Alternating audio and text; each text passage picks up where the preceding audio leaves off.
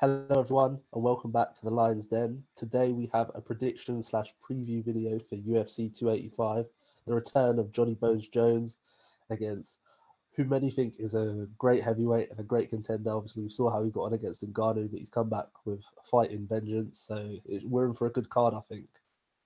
Absolutely, I couldn't agree more. Yeah, we're gonna bring you a nice prediction today, guys. It's gonna be a quick one in terms of the fights leading up to the main event, and then we're gonna spend a bit more time talking about the main event for you guys today. So yeah, let's kick things off. Prelims. We'll quickly touch on the prelim fight. Prelims. Yeah, we'll touch on the prelims, yeah. So And we'll touch on the what should we say, the co-main and main of the prelims. yeah, who have we got first? It's the Cody Garbrandt fight, right? Yeah. Well, Yeah. actually, I think he might be the featured bout, and then the Brunson might be before that. I'm not sure. Okay, we'll quickly touch on Cody's return. If I just have a look here. Oh God. I can already tell you what I think of Cody's return. Here we go. Oh, Cody Garbrandt versus Trayvon Jones. I don't really know much about Trayvon Jones. I haven't really seen much of him fight, but I had a look at the records in their last three performances. I think Trayvon's coming off of 3 losses. Cody really on paper should win this, and we know Cody possesses all the skills to do well in mixed martial arts and sort of at the highest level of the game. But it's just his last few fights since that bad loss he had to TJ, he's just lost his head and yeah, he can't seem to control his emotions. Do you know what I mean? And I yeah, feel like everyone knows this, when you go into a fight more emotional, it affects your performance. And I think with Cody, he's taken his emotional state in fights to a whole nother level, to the point where his yeah. chin is just completely like He just non-existent. leaves it up in the air and just gets Yeah. catched. Like he gets cracked once and then he's just like, swinging for the bleachers. So it's just, for me, for this fight, if Cody can get back to a place where he was when he fought Dominic Cruz, and sort of stay calm, stay centered, implement a good game plan, stick behind his fundamentals, because we know he's got amazing boxing. So if he can come into the game and well prepped, keep his head, and put on a performance like he did against Dominic Cruz, I'll go with Cody. But if not, it's going to go sadly how his past few fights have gone, and that'll be by KO loss or TKO loss. And that's exactly what I'm predicting here. I've literally put in brackets on my notes, Cody is whack. because, because he literally looked like one of the best fighters in the world when he fought Dominic Cruz. Like that performance, like was on another level. Like that's got to be in top 5, like greatest performance in a title fight. If you take everything into consideration that he had against him in that fight and how good Dominic Cruz was, and then after that, he just fell off the rails. It's nuts, like he's had like 1 win since then. It's like ridiculous. It's like crazy. And he's so emotional with his fights. Like exactly like what you said. Like he just goes nuts. Like it's like he gets cracked and he's like, "Oh, you can't crack me. I'm gonna crack you back." And then he just turns gets into slapped. flipping Broly. Yeah. Yeah. I don't think he's going to win because I don't think anything's changed. I don't think he's become more wise. I don't think he's going to use his skills to the best of his ability. Of course, he's a great boxer, great striker, but I just think he just hasn't got that mentality of body to mind connection where he understands what he's doing. He kind of just goes into this autopilot fight or flight mode and then just ends up getting slept or finished. So yeah, I think nothing's going to change. Obviously, I'd like to see him prove me wrong because I do think he is a good fighter, but I just think he's not really been on the right end of anything recently. Yeah. Okay. So final prediction for that one. Yeah, I'm gonna say what's his name? Trayvon Jones. Yeah, I'm gonna say Trevor Jones wins. I'm gonna say he wins by finish. Okay. Well, I'm gonna go with the opposite. I'm gonna go with Cody. I think Cody by TKO. I'm being very optimistic here, but Cody by TKO. I think he comes with his mindset sort of fixed. He's been away for a while. I think the last time he fought was 2021. So hopefully that's given him enough time to sort of correct his mindset. Yeah. So I'm going Cody by TKO. Cool. You want to quickly touch on the Duplessis fight? Yeah. For me, I don't think there's much really to say here. It's not like both possess a real vast skill set. For Derek, we kind of know what he's going to do. He's going to come to the game looking to just smother him, smother Duplessis with his wrestling, sort of chain wrestling ability. Duplessis, I feel like, okay, here's the way I see the fight playing out. I feel like if it goes past the first round, I'm going to lean slightly towards Derek Brunson because we saw how Duplessis was last fight. And I think his gas tank isn't amazing. You know, you saw how he was against Darren Till. It was very, after he got past that first round, he was very bloody, very scrappy. All technique kind of went out the window. But in that first round, we saw he had the ability to sort of land on Darren Till and you know, I wouldn't say nearly got the TKO finish, but he had Darren Till in some trouble, didn't he, for a little bit? Yeah. So I think on the feet, I'd favor Duplessis ever so slightly. But if it goes past the first round, I think Derek Brunson will be able to implement his wrestling and sort of maybe coast the next 2 rounds and edge it out ever slightly through the wrestling. So for that reason, I'm going to go for Blonde Brunson on this one. Blonde Brunson is back. and I'm going to go with the total opposite. Really? I think, how do you say his name? Duplessis? Dricus Duplessis. Yeah, I think he's going to win by TKO.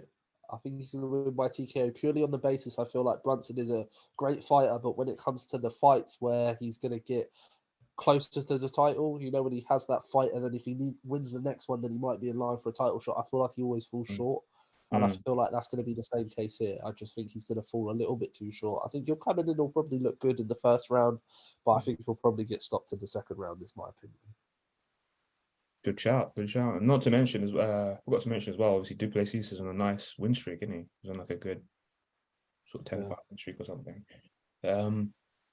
Should be a good fight, that one. Should be a scrapper of a fight. I think it will go to, there'll be a finish. Yeah. But if not, then Brunson wins. Okay, next fight, moving on. What have we got here? This is Bo Nickel. Main card, Bo Nickel versus Jamie Pickett. I think this is one of those fights. Yeah, this is one of those fights where, as Daniel Cormier says, is cannon fodder for Bo Nickel. They're putting an opponent in there to make Bo Nickel look good and sort of add to his streak, build up his record a bit, and then they're gonna, throw him into the top contenders. But it's obvious the UFC are high on Bo Nickel. He looks good. His wrestling looks very good. Yeah, very polished. Series. Yeah, very, very polished wrestling. Obviously, he comes from that collegiate wrestling background. I can't tell you a lot about Jamie Pickett because this is his first UFC fight. I had a look at his records on Sherdog, and I think he also comes from Dana White Contender Series as well. Is he? Yeah.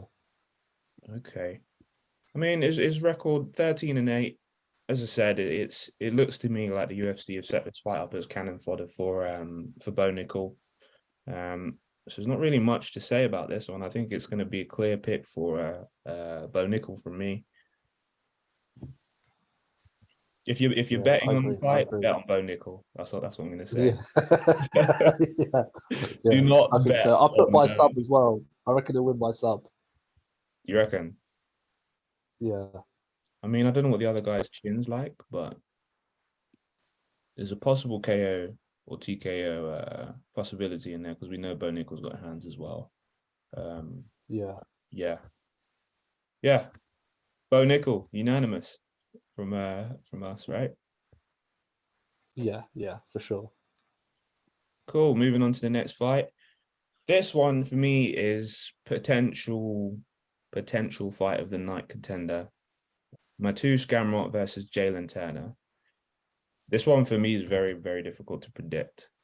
Very difficult. Because My prediction has been very specific. I'm not gonna lie.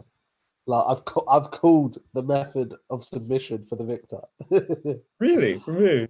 Yeah, I think Gamrot is gonna win by sub, and he's gonna win by rear naked choke. That's my Really? prediction. Like, is that specific? Like, I feel like I can Okay. see how the fight is gonna play out. Yeah. Yeah, Okay. I feel like it's gonna be a striking match, and it's gonna be one of them things where Mm, someone makes a mistake, yeah. and I think that Turner's going to be the one that makes the mistake, and Gamrot is going to capitalize on it.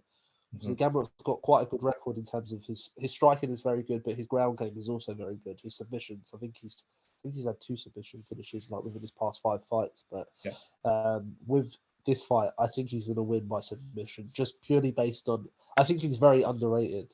Like his Mm. debut fight in the UFC, it was a loss, but it shouldn't have been a loss. And then since then, did he fight Benil Dariush? Is that who he fought last? I think.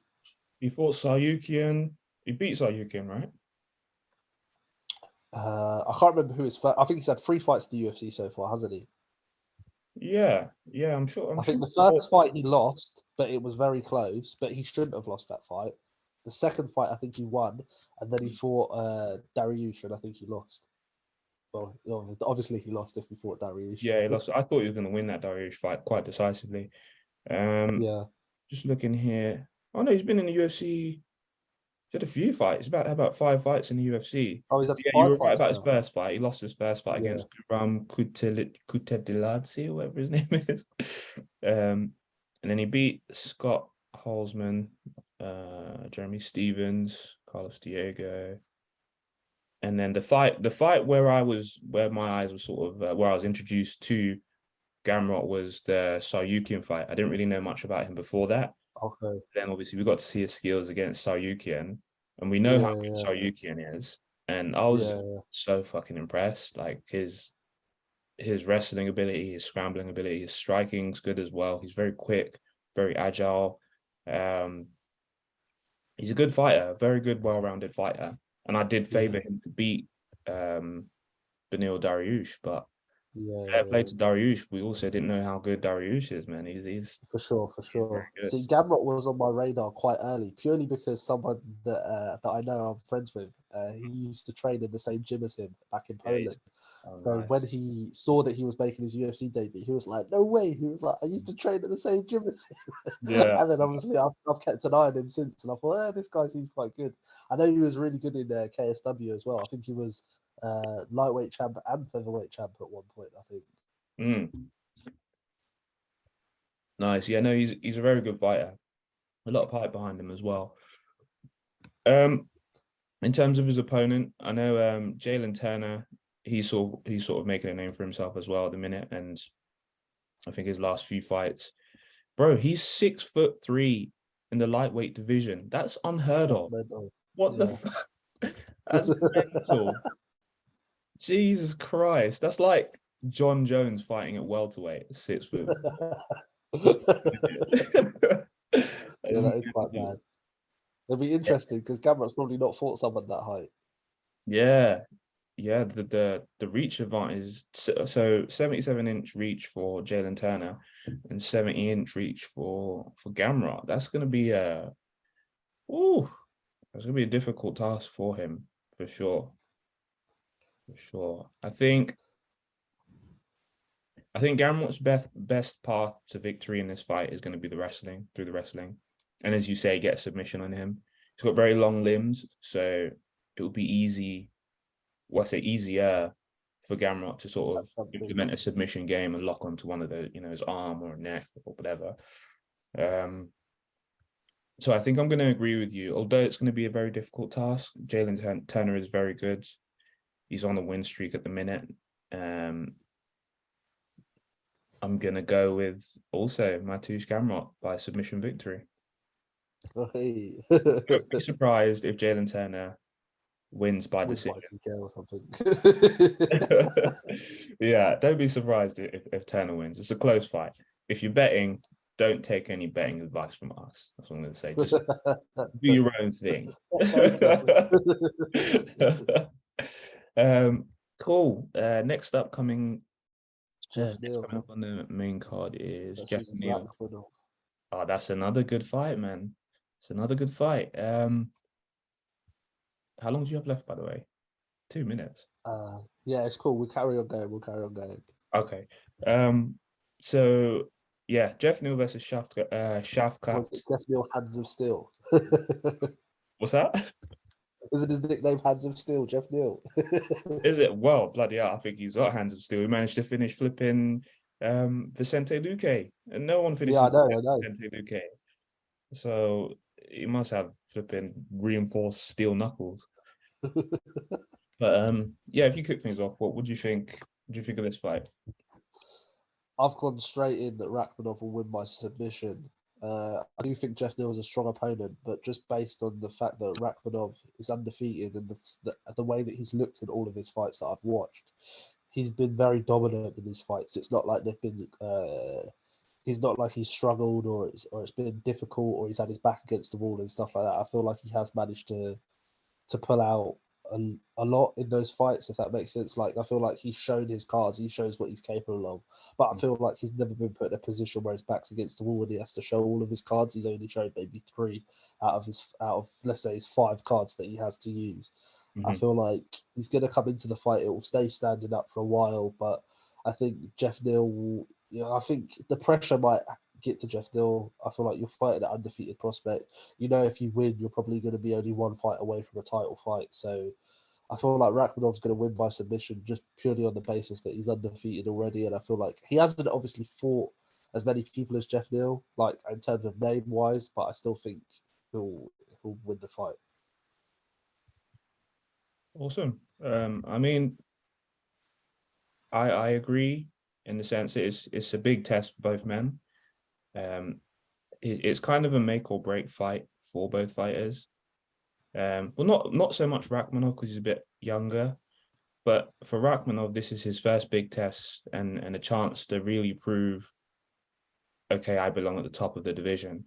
It's like you say, if he wins this fight, it's probably going to go on to Leeds. He's going to be probably 1 fight away from a title shot. Yeah. Whereas for Jeff Neal, he's been around for a bit longer, and for him, maybe this is like a make or break. If he doesn't get past Rakhmonov here, then he's probably going to sit around the middle of the division kind of thing. For sure. That being said, I do fancy Jeff Neal's chances. I think he's got the ability to implement a good game plan and maybe use his boxing effectively. If he can keep the fight on the feet, I'll maybe slightly favor him. But Rakhmonov for me he's just so calculated, so efficient in the way he moves through the gears. Like it's like he downloads data through the first round or so, and he calculates. He kind of reminds me of like a Peter Yan.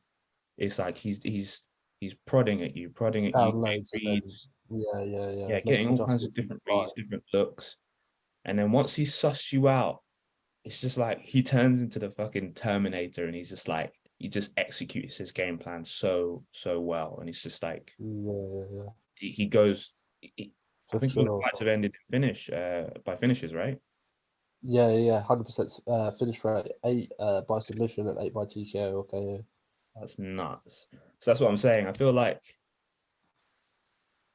it's hard to bet against him based on how he's won all of his other fights and how we've seen him perform. That's what stands out for me. Yeah, he's durable. He's good at striking. He's got the wrestling. He's got the submission game. He's got everything it takes to win this fight and to go on and compete against the who's of the division. For sure. What's your final prediction? What are you thinking? I'm gonna go with Shafkat for this one. It's risky because again, this is his first big test. All the other guys he's fought have not really been as much of a threat, but I think he can get it done. I think he's got the abilities to do it. So therefore I'm going for Shafkat Rakhmonov. Cool. I think By with the co-main event, by go on, submission sorry. victory.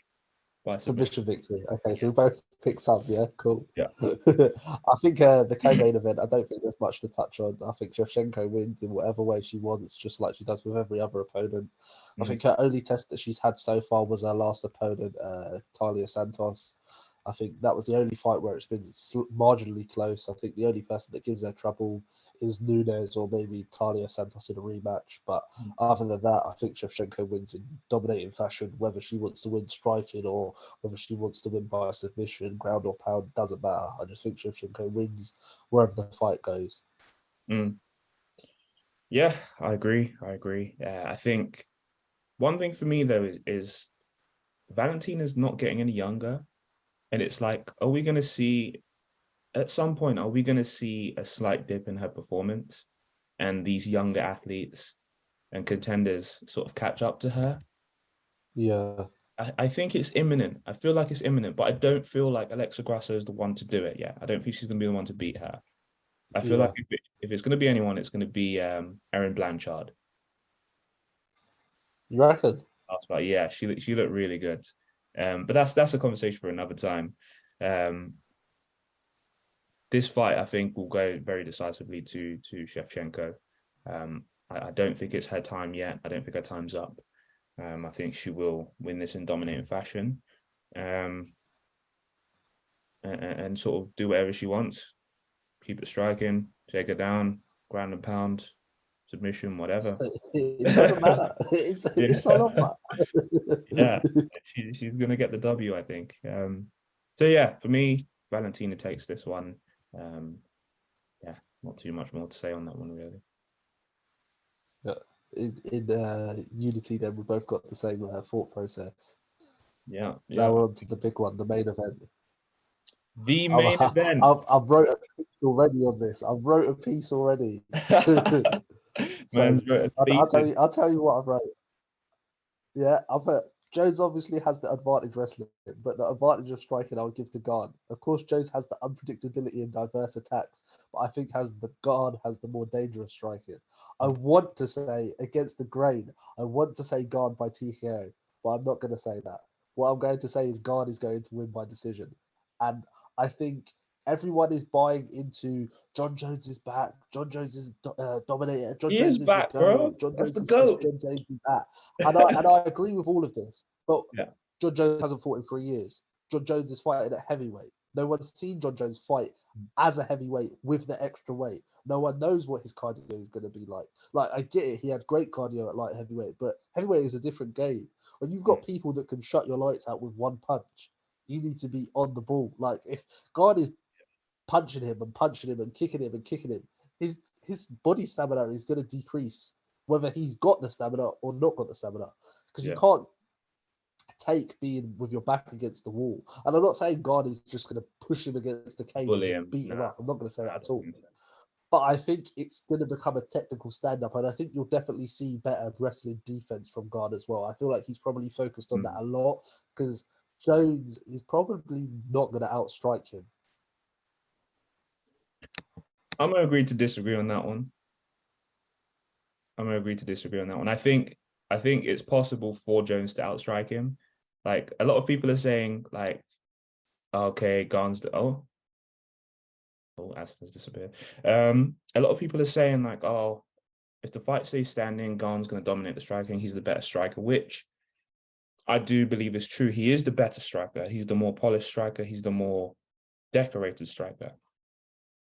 But Jones, you got to remember, this is mixed martial arts, and Jones's striking has proved to be very effective in mixed martial arts. Like, he's very much, he knows how to navigate his opponent's strengths and implement his own strengths and tactics against that.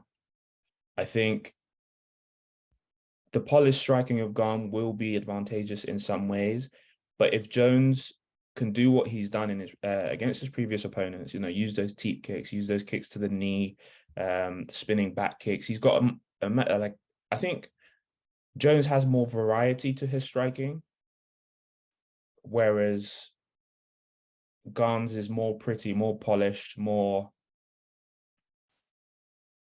sort of fundamentally sound. It's his footwork for me that separates the two, not so much his striking diversity or dexterity.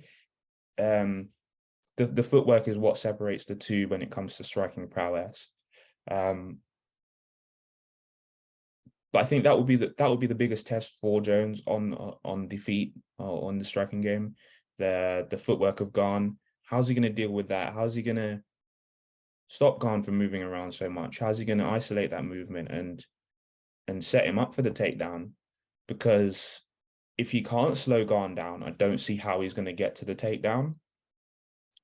Because he's so quick with his reads. If you see him and you watch his fights closely, it's so hard for people to close the gap and get in on range on Jon Jones. It's like on Ciryl Gane, sorry.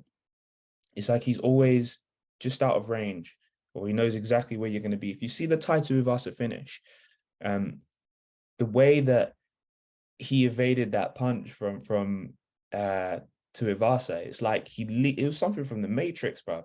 Like he just sort of leaned out the way, watched the punch go past him, and then just countered with the bang, bang, bang. And it's like he knows his distance and understanding of range is so good. So for me, that will be the biggest battle for Jon Jones. I don't think Jones will struggle as much as Gane's past opponents have. If Jones can maintain a similar speed and not gas out in his new heavyweight body. If he comes in looking similar to his light heavyweight abilities, and he comes in, fully able, fully capable in his new heavyweight body, then I think he should be fine. But yeah, I mean, there's so many questions in this fight, so many questions that need to be answered. Like, how's Jones going to perform at heavyweight? Is he going to be as durable? He's going to be I think he'll be able to take the punches of Gane, to be honest, because I think Thiago Santos, personally, I've heard Jones saying this a lot as well. Like, I fought strikers like Thiago Santos, who I think are better than Ciryl Gane. I disagree with that. I think Ciryl Gane's a better striker than Thiago Santos. However, when it comes to punch power, I do think Thiago Santos probably possesses a similar or more or less, maybe more. He's more powerful than Ciryl Gane. So I don't think the power is something that Jones hasn't seen before. For me, it's mainly the movement and the footwork. If Jones can deal with that, slow Gane down, and sort of isolate his movement, I think the entry for the takedown will be there. And I agree in the sense that if Jones does get to if Jones does get the fight to the ground, I do think it favors him. And I don't think Gane will be able to get back up like he did against Francis. I think Jones will be able to finish the fight by ground and pound or submission. I think Jones is going to win the fight. And a lot of you are going to be surprised by this, but I think it's going to be a first or second round stoppage. I think Jones will come in. He's had a lot of time out the game, a lot of time. And you guys got to remember, this is the greatest of all time we're talking about. We put him up there with fighters like George St. Pierre, Anderson Silva. And you see what George St. Pierre was able to do against Michael Bisping when he came back. I think Jon Jones is a level above that. And I think we're going to see something truly special this weekend upon Jones's return. I think he's going to make this fight look easy. And that's no disrespect for Ciryl Gane, because he's an incredible fighter. I think he is the best heavyweight outside of Jon Jones and Ngannou. But I just think Jones is going to, his intelligence and his willingness to win is too much. And I think he's going to come in there well prepared, well versed, and he's going to dissect Gane. I think it will be a first or second round finish. So, yeah, that's my prediction for the main event. Hope you guys enjoyed this video, and you'll be watching UFC 285 as well. Leave in the comments who you think is going to win this fight, and yeah, man, it's going to be a good one. Like, comment, and subscribe. Tell a friend to tell a friend. Peace out. See you guys next time.